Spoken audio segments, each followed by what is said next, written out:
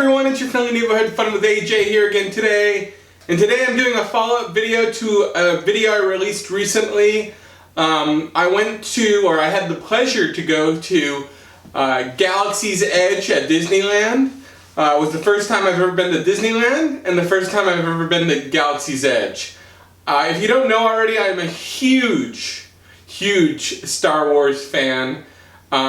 Specifically, I love Jedi, and I love the storyline, and you know, I love the original movies, A New Hope, Empire Strikes Back, Return of the Jedi. I also like some of the prequel stuff, and the new stuff I'm 50-50 on. The video I released was of Savi's workshop, putting together my own custom saber. Today I wanted to share with you what that experience included and what I built. So without further ado, here is the carrying case for my Savi's Workshop custom saber.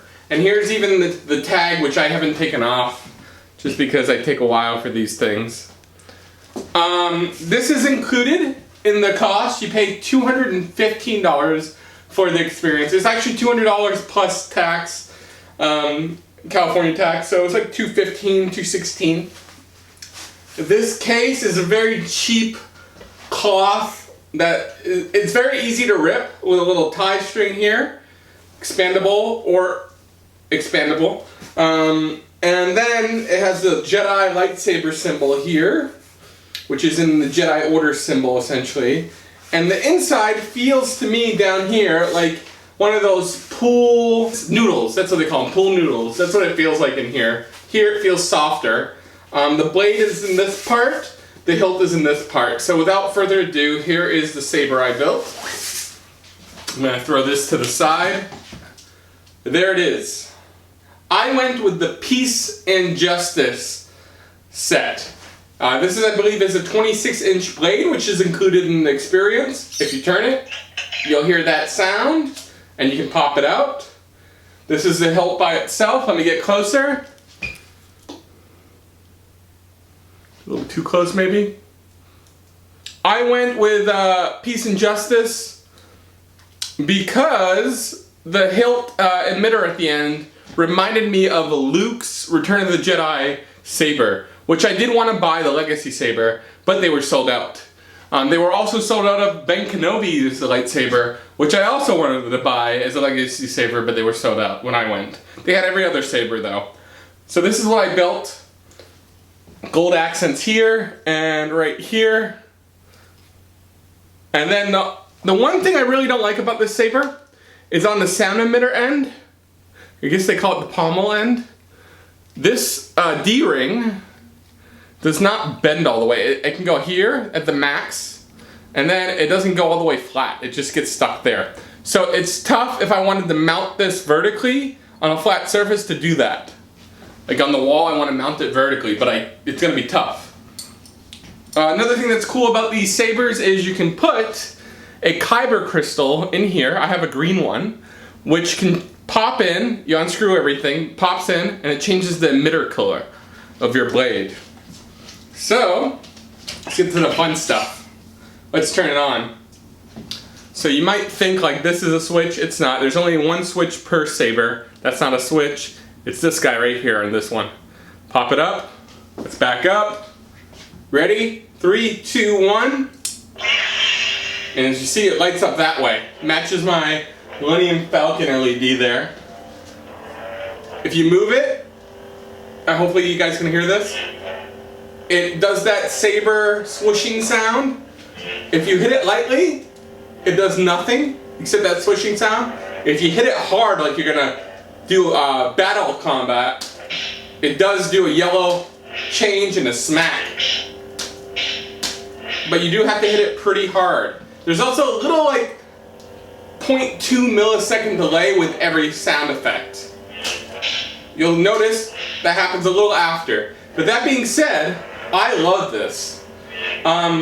It's very heavy. It's probably 2.5 pounds in my opinion. If I just took off the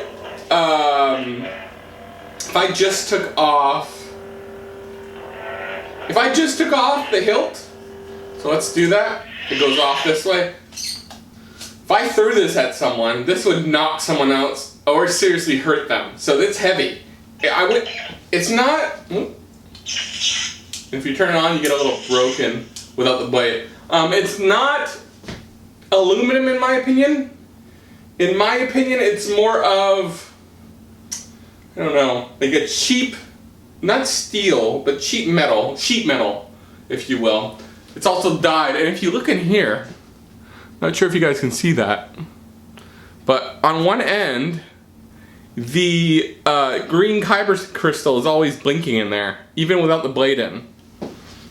So the batteries will run out on this. That's my other dislike. I wish they had rechargeable batteries that were replaceable.